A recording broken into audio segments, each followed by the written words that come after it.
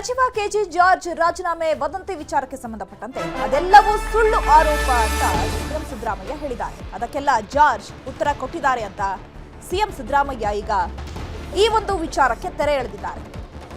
ಯಾಕಂದ್ರೆ ರಾಜ್ಯ ರಾಜಕೀಯದಲ್ಲಿ ಚರ್ಚೆ ಆಗ್ತಾ ಇದ್ದಿದ್ದಂಥದ್ದು ಈಗ ಸಚಿವ ಕೆಜೆ ಜಾರ್ಜ್ ಅವರು ರಾಜೀನಾಮೆ ಕೊಡೋದಕ್ಕೆ ಮುಂದಾಗಿದ್ದಾರೆ ಅಂತ ಹೇಳಿ, ಅದಾದ್ಮೇಲೆ ಪಾಂಡೆ ವಿಚಾರವಾಗಿ ಸಿಎಂ ಸಿದ್ದರಾಮಯ್ಯನವರು ಕೂಡ ಕೋಪಗೊಂಡಿದ್ದಾರೆ. ಹಾಗಾಗಿ ಆತ ಫೋನ್ ಕೂಡ ರಿಸೀವ್ ಮಾಡ್ತಾ ಇಲ್ಲ. ಜೊತೆಗೆ ಸಾಕಷ್ಟು ಬಾರಿ ಆತನಿಗೆ ನೋಟಿಸ್ ಕೊಟ್ಟರು ಕೂಡ ಸಿಎಂ ಸಿದ್ದರಾಮಯ್ಯನವರನ್ನ ಭೇಟಿ ಆಗ್ಲಿಲ್ಲ ಅನ್ನುವಂತಹ ವಿಚಾರ ಕೂಡ ಸಿಎಂ ಸಿದ್ದರಾಮಯ್ಯನವರಿಗೆ ಒಂದ್ ರೀತಿ ಕೋಪ ತರಿಸಿತ್ತು ಅನ್ನುವಂತಹ ವಿಚಾರಗಳು ಎಲ್ಲೆಡೆ ಹರಿದಾಡ್ತಾ ಇತ್ತು. ಹಾಗಾಗಿ ಈಗ ಈ ವಿಚಾರಕ್ಕೆ ಈಗ ಸಿಎಂ ಸಿದ್ದರಾಮಯ್ಯನವರೇ ವದಂತಿಗೆ ತೆರೆ ಎಳೆಯುವಂತಹ ಕೆಲಸವನ್ನ ಮಾಡಿದ್ದಾರೆ.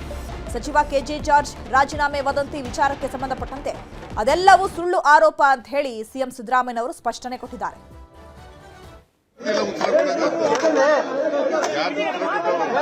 ಯಾರು ಉತ್ತರ ಕೊಟ್ಟವರಲ್ಲಪ್ಪ,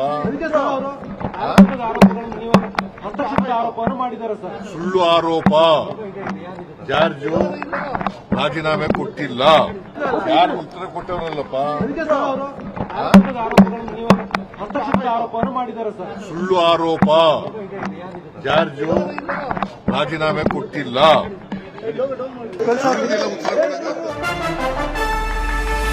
ಸಚಿವ ಕೆಜೆ ಜಾರ್ಜ್ ರಾಜೀನಾಮೆ ವದಂತಿ ವಿಚಾರಕ್ಕೆ ಸಂಬಂಧಪಟ್ಟಂತೆ ಪಂಕಜ್ ಕುಮಾರ್ ಪಾಂಡೆ ವಿಚಾರ ಸೃಷ್ಟಿ ಅಷ್ಟೇ ಅಂತ ಹೇಳಿದ್ದಾರೆ. ಇಂಧನ ಸಚಿವ ಕೆಜೆ ಜಾರ್ಜ್ ಹೇಳಿಕೆಯನ್ನ ಕೊಟ್ಟಿದ್ದಾರೆ. ಒಂದ್ ಕಡೆ ಈಗ ಕೆಜೆ ಜಾರ್ಜ್ ವಿಚಾರವಾಗಿ ಸಿಎಂ ಸಿದ್ದರಾಮಯ್ಯನವರು ಸ್ಪಷ್ಟನೆಯನ್ನ ಕೊಟ್ಟಿದ್ರೆ, ಈಗ ಪಂಕಜ್ ಕುಮಾರ್ ಪಾಂಡೆ ವಿಚಾರವಾಗಿ ಇಂಧನ ಸಚಿವ ಕೆಜೆ ಜಾರ್ಜ್ ಸ್ಪಷ್ಟನೆ ಕೊಟ್ಟಿದ್ದಾರೆ. ಒಬ್ರು ಸಚಿವರು ರಾಜೀನಾಮೆ ಕೊಡೋದು ಅಂತಂದ್ರೆ ಅಷ್ಟು ಸುಲಭನಾ? ನಾನು ಯಾವ ಅಧಿಕಾರಿ ವಿಚಾರದಲ್ಲಿ ಪಟ್ಟು ಹಿಡಿಯಲ್ಲ. ಯತೀಂದ್ರ ಅವರದ್ದು ನಮ್ಮ ಇಲಾಖೆಯಲ್ಲಿ ಹಸ್ತಕ್ಷೇಪ ಇಲ್ಲ ಅಂತ ಹೇಳಿ ಈ ವಿಚಾರಕ್ಕೆ ಕೆಜೆ ಜಾರ್ಜ್ ಸ್ಪಷ್ಟನೆ ಕೊಟ್ಟಿದ್ದಾರೆ.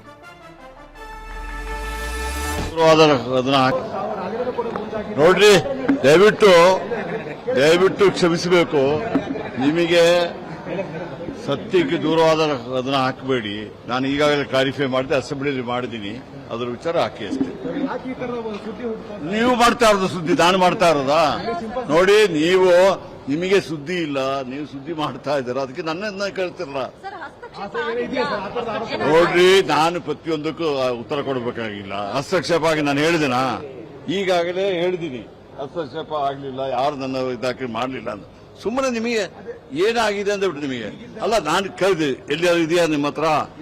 ಈಗ ಕೇಳಿ, ಒಬ್ಬರು ಮಿನಿಸ್ಟರ್ ರಾಜೀನಾಮೆ ಕೊಡೋದು ಸುಲಭನಾ? ಕೊಡ್ತಾರಾ?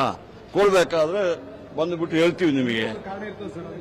ನೋಡಿ, ನೀವು ಸುಮ್ಮನೆ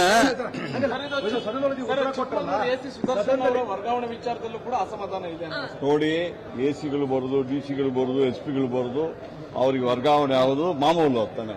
ಅದಕ್ಕೆಲ್ಲ ನಾನೊಬ್ಬ ಮಿನಿಸ್ಟರ್ ಆಗ್ಬಿಟ್ಟು ನಮ್ಮ ಇಲಾಖೆಯಲ್ಲಿ ಎಷ್ಟು ಜನ ಬರ್ತಾರೆ, ಎಷ್ಟು ಜನ ಹೋಗ್ತಾರೆ. ನೀವು ನೋಡಿ, ನಿಮಗೆ ಸುದ್ದಿ ಇಲ್ಲ. ಇವತ್ತು ಯಾವ್ದು ಸುದ್ದಿ ಇಲ್ವಾ? ಈಗ ಕೆಜೆ ಜಾರ್ಜ್ ಹೆಸರು ಹೇಳದಿದ್ರೆ ನಿಮಗೆ ನಿದ್ರೆ ಬರೋದಿಲ್ಲ ಅಷ್ಟೇ. ಅದೇ ಆಗಿದೆ. ಇನ್ನೇನಂತೆ ಸುದರ್ಶನ್ ವಿಚಾರ ಏನಾಯ್ತು ಸರ್? ಈಗ ಅವರು 22ನೇ ತಾರೀಕು ವರ್ಗಾವಣೆ ಆದ್ರೂ ಕೂಡ ಅಲ್ಲೇ ಇರಬೇಕು ಅಂತ ಪಟ್ಟು ನಾನು ಯಾವ ಅಧಿಕಾರಿ ವಿಚಾರದಲ್ಲಿ ಪಟ್ಟು ಹಿಡಿಯುವುದಿಲ್ಲ.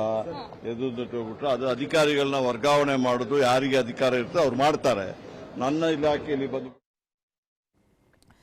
ಈ ಬಗ್ಗೆ ಮತ್ತಷ್ಟು ಮಾಹಿತಿಯನ್ನು ಕೊಡೋದಕ್ಕೆ ನಮ್ಮ ಪೊಲಿಟಿಕಲ್ ಬ್ಯೂರೋ ಮುಖ್ಯಸ್ಥರಾಗಿರುವಂತಹ ಚಿದಾನಂದ ಪಟೇಲ್ ನೇರ ಸಂಪರ್ಕದಲ್ಲಿ ಜಾಯ್ನ್ ಆಗಿದ್ದಾರೆ. ಚಿದಾನಂದ ಪಟೇಲ್, ಕೆಜೆ ಜಾರ್ಜ್ ಅವರು ರಾಜೀನಾಮೆ ಕೊಡ್ತಾರೆ ಅನ್ನುವಂತಹ ವಿಚಾರ ಈಗ ರಾಜ್ಯ ಪಡಸಾಲೆಯಲ್ಲಿ ಸಾಕಷ್ಟು ಚರ್ಚೆ ಆಗ್ತಾ ಇತ್ತು. ಆ ವಿಚಾರವಾಗಿ ಸಿಎಂ ಸಿದ್ದರಾಮಯ್ಯನವರು ಸ್ಪಷ್ಟನೆ ಕೊಟ್ಟಾಯಿತು. ಮತ್ತೊಂದು ಕಡೆ ಇವಾಗ ಪಂಕಜ್ ಕುಮಾರ್ ಪಾಂಡೆ ಅವರ ವಿಚಾರದಲ್ಲಿ ಕೆಜೆ ಜಾರ್ಜ್ ಅವರು ಕೂಡ ಮಧ್ಯಪ್ರವೇಶ ಮಾಡಿ ಆ ಒಂದು ವಿಚಾರಕ್ಕೂ ಕೂಡ ಸ್ಪಷ್ಟನೆ ಕೊಟ್ಟಿದ್ದಾರೆ. ಹಾಗಿದ್ರೆ ಈ ಒಂದು ವದಂತಿ ಯಾಕೆ ಸೃಷ್ಟಿಯಾಯಿತು? ಯಾವ ವಿಚಾರಕ್ಕೆ?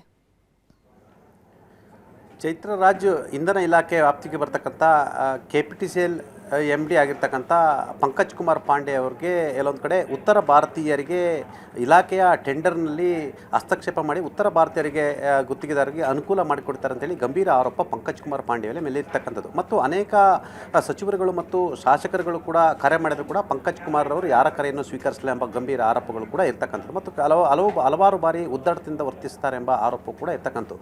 ಈ ಹಿಂದೆ ಇವರ ಮೇಲೆ ಕೋವಿಡ್ ಹಗರಣ ಸಂಬಂಧಪಟ್ಟ ಇವರ ಹೆಸರು ಕೂಡ ಪ್ರಸ್ತಾಪ ಆಗಿತ್ತು. ಮತ್ತು ಸ್ಮಾರ್ಟ್ ಮೀಟರ್ ವಿಚಾರದ ವಿವಾದದಲ್ಲೂ ಕೂಡ ಪಂಕಜ್ ಕುಮಾರ್ ಹೆಸರು ಮುನ್ನೆಲೆಗೆ ಬಂದಿತ್ತು.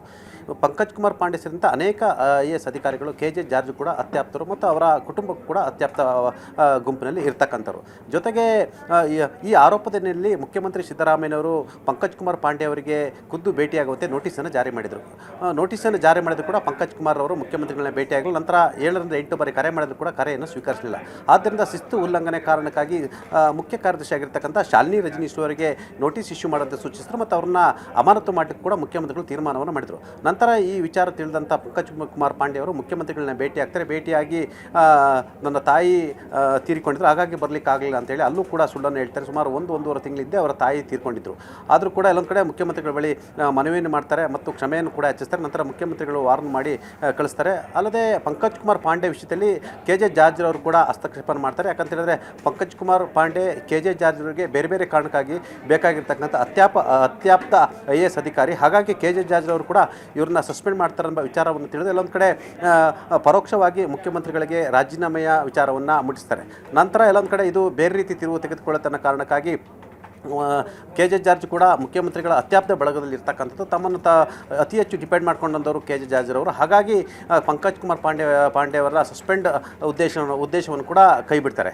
ಇದು ಈ ವದಂತಿ ಈ ವಿಚಾರ ಇದೀಗ ದೊಡ್ಡ ಮಟ್ಟದ ಸುದ್ದಿ ಮತ್ತು ಸದ್ದು ಮಾಡಿರ್ತಕ್ಕಂಥದ್ದು.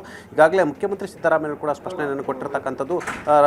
KJ ಜಾರ್ಜ್ ಅವರು ರಾಜೀನಾಮೆಯನ್ನು ಕೊಟ್ಟಿಲ್ಲ ಅಂತ ಹೇಳ್ತಿರ್ತಕ್ಕಂಥದ್ದು ಮತ್ತು KJ ಜಾರ್ಜ್ ಅವರು ಕೂಡ ನಾನು ರಾಜೀನಾಮೆ ಯಾಕೆ ಕೊಡಲಿ ಅಂತೇಳಿ ಈಗಾಗಲೇ ಸ್ಪಷ್ಟನೆಯನ್ನು ಕೊಟ್ಟಿರ್ತಕ್ಕಂಥದ್ದು. ಒಟ್ಟಾರೆ KJ ಜಾರ್ಜ್ ಅವರ ರಾಜೀನಾಮೆ ವದಂತಿ ಇದೀಗ ರಾಜ್ಯ ರಾಜಕಾರಣದಲ್ಲಿ ಅತಿ ದೊಡ್ಡ ಸುದ್ದಿ ಮತ್ತು ಸದ್ದು ಮಾಡ್ತಿರ್ತಕ್ಕಂಥದ್ದು.